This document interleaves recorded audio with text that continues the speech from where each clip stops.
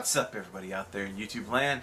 Wrath2501 here. Okay, guys, so we're covering what appears to be part of the grimdark universe. All right, this is the 5 most disturbing moments in Warhammer 40k lore by Major Kill. Okay, so this seemed kind of interesting. So let's see what this is all about.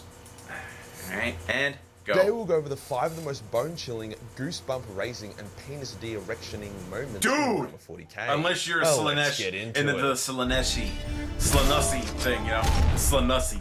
It's not often that a book will continually set up deep, interesting characters that are relatable and likable, only to have the book's main bad guy continually kill them in extremely vicious and horrifying ways. Actually, no, I see that a lot, and I find it stupid. Was an especially sadistic blank that was fused with a demon by Erebus to become the ultimate assassin.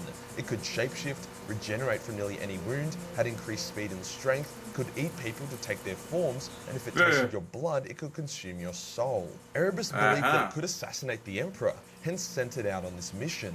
During this mission, it killed a lot of characters in extremely brutal fashion. It pulled a psyker into a hellish realm, tormented her before eating her alive. It brutally killed a detective as he was praying to the Emperor for protection. It ate a beloved family man, then framed him for horrific crimes, causing his family to be persecuted. It literally killed like half the book's main characters, ripping the face off one of them and violently eating some of the other's souls. It wasn't just how ruthless it was that was disturbing, it was how it violated its victims. It intimately murdered them, tasting their memories, then taking on their form to then go back and kill their loved ones. It defiled corpses and reveled in the horror of its victims. It was a massive prick, with each scene about murdering someone always disturbing the shit out of me. I was always waiting for them to be saved last minute, for this character I'd grown to like to be the one to overcome the Black Pariah and escape.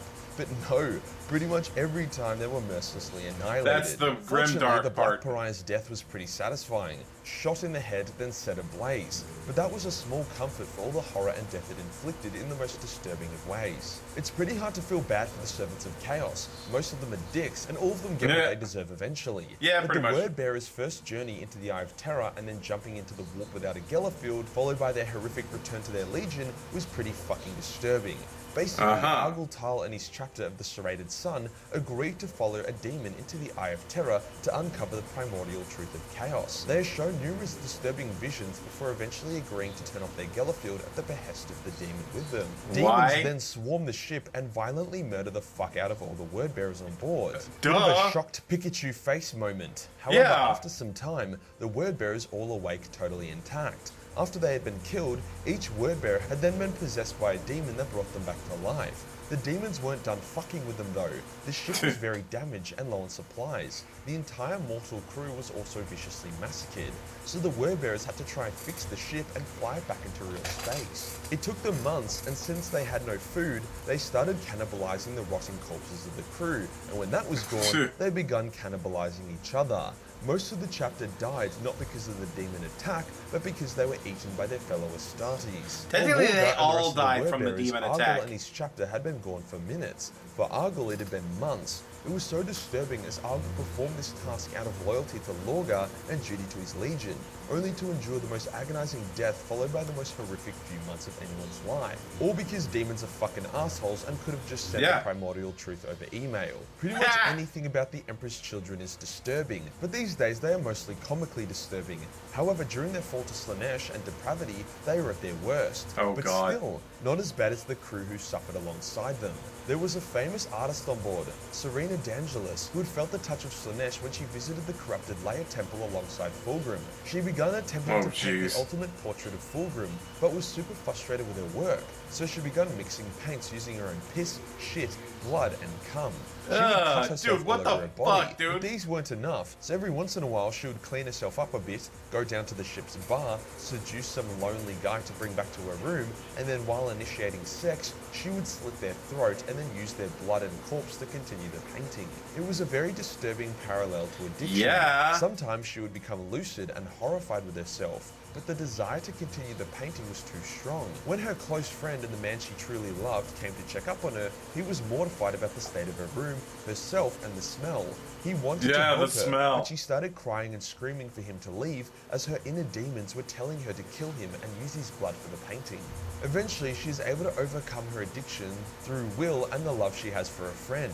She runs to his room to unite with him, only to find him dead, impaled by a sword into the statue he was working on.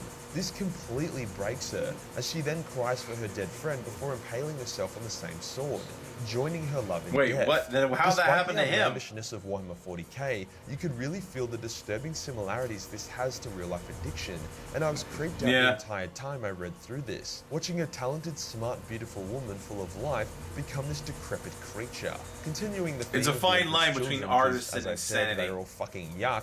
We now have the moment where the captains of the Emperor's children tied Fulgrim down and sexually tortured the shit out of him, while Fulgrim then proceeded to have massive orgasms. I shit you not, this actually happened. For context, Fulgrim had been possessed by a demon after his killing of Ferrus Manus, and his demeanor had changed a lot. A few of his sons, notably Fabius Bile, Lucius, and the first captain of the Legion, grew suspicious and did some investigating. They discovered that Fulgrim had indeed been possessed. This was unacceptable. They would not allow a demon to possess their father, hence they ambushed Fulgrim and knocked him out. They then stripped him naked and tied him down in Fabius's lab, before proceeding to cock and bull torture the shit out of Fulgrim in order to try to remove the demon.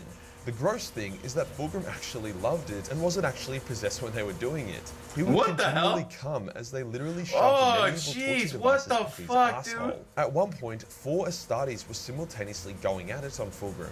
This is already so disturbing, but the thing is, Fulgrim could have ended the torture session whenever he wanted, but instead enjoyed it for a while before then just getting up off the torture table.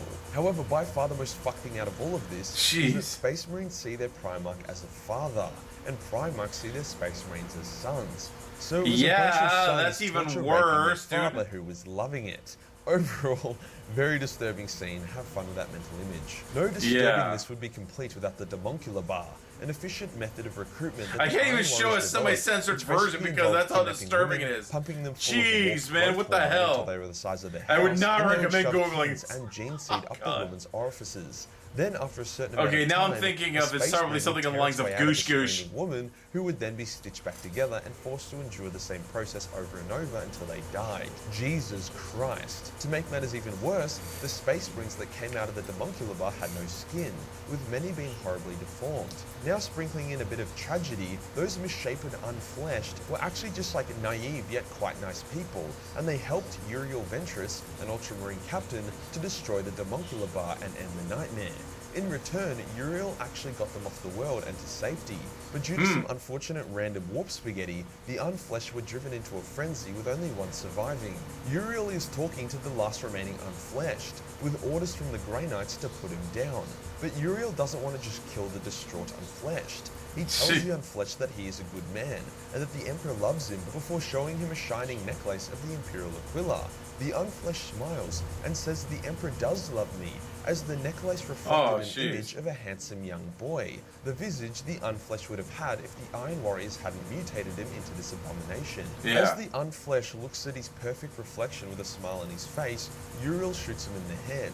So, there you go. A bit of tragedy thrown in with some disturbing lore. Now for an honourable mention, since I did mention this moment in my 5 horrifying moments video, which I recommend to watch after this one if you're enjoying this video. It's honourable because I just didn't want to take up one of these 5 spots. Constantine Valdor is a paragon of loyalty, martial prowess, and will, but in those 10,000 years tubes on his face for some reason. Vegetabilized galactic battery, his mental health took a hit. He went on to create a pocket dimension full of cloned blanks, winged blood angels, and other wacky overpowered shit.